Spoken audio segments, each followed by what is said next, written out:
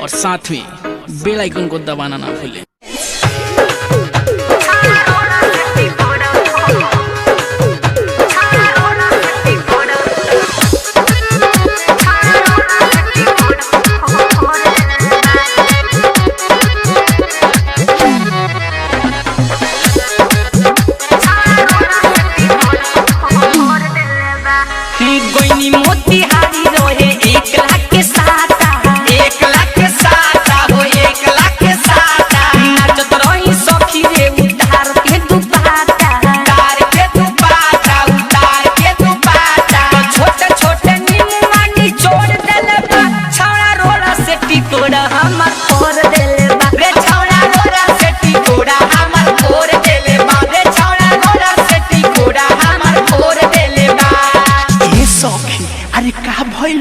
रे सखी अरे बड़ा बहुत तरी छौड़ा रोरा से टिकोड़ा हमर फोड़ देले बा रे छौड़ा रोरा से टिकोड़ा हमर फोड़ देले बा। दंगल रिकॉर्डिंग स्टूडियो ननौरा।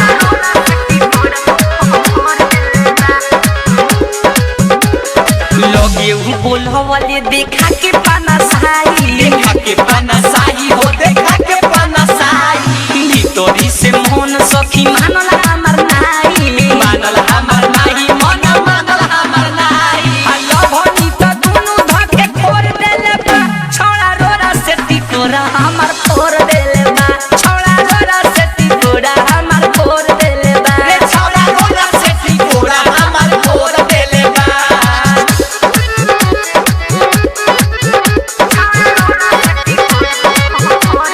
दंगल रिकॉर्डिंग स्टूडियो ननौरा।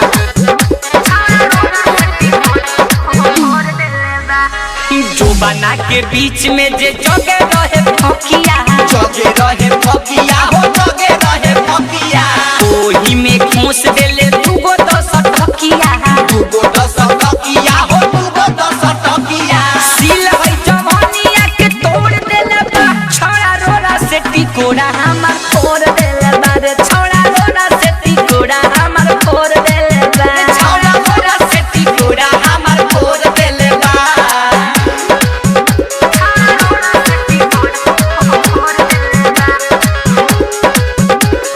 जननी ना विक्रम के